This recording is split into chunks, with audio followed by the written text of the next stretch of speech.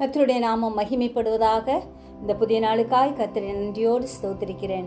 இந்த புதிய நாளின் தியானத்துக்காய் எடுத்துக்கொண்ட வசனம் சங்கீதம் 138 3வது வசனம். நான் கூப்பிட்ட நாளிலே எனக்கு மறு உத்தரவு அருளினீர், என் ஆத்துமாவிலே பலன் தந்து என்னை தைரியப்படுத்தினீர். நம்முடைய கூப்பிடுதலுக்கு செவிசாய்க்கிற கர்த்தர் நம்மோடே கூட இருக்கிறார். தாவீதுக்கு அருளின மாறாத கிருபையை நமக்கு அவர் கட்டளையிட வல்லமையுள்ள தேவனாயிருக்கிறார்.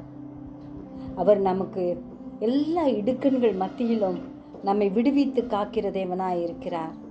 சோதனை, வேதனை, நெருக்கங்கள், ஆபத்து எதுவாயிருந்தாலும் நம் கண்ணீரை துடைக்கிற கர்த்தரை நோக்கி கூப்பிடும்போது உடனே பதிலளிப்பார்.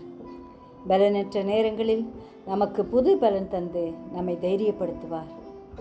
அவரையே நோக்கி பார்ப்போம். அவர் கிருபை அது பெரியது. அந்த கிருபையை நாம் பெற்றவர்களாய் இன்னும் ஆண்டவருடைய சமூகத்தின் நேராய் கடந்து வருவோம். கர்த்தர் நம்மை ஆசீர்வதிப்பார். ஜெபிப்போமா.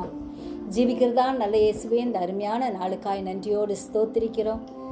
எங்களை பாதுகாக்கிற கர்த்தர், எங்கள் கண்ணீரை துடைக்கிற தேவன் எங்களோடு இருக்கிறபடியால் ஸ்தோத்திரம் ஐயா.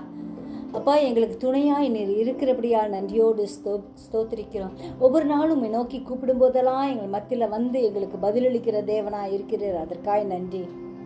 எங்களுடைய ஆத்மாவில் ஆண்டவரே நீர் பலன் தருகிற கர்த்தரா இருக்கிறபடியால் ஸ்தோத்திரிக்கிறோம். எங்களை தைரியப்படுத்துகிற தேவனா, எங்களை தேற்றுகிற கர்த்தரா, எங்களை தேற்றவாளனா எங்களோடு இருக்கிறபடியால் நன்றியோடு ஸ்தோத்திரிக்கிறோம். எங்கள் ஒவ்வொருவரையும் ஆசீர்வதிப்பீராக.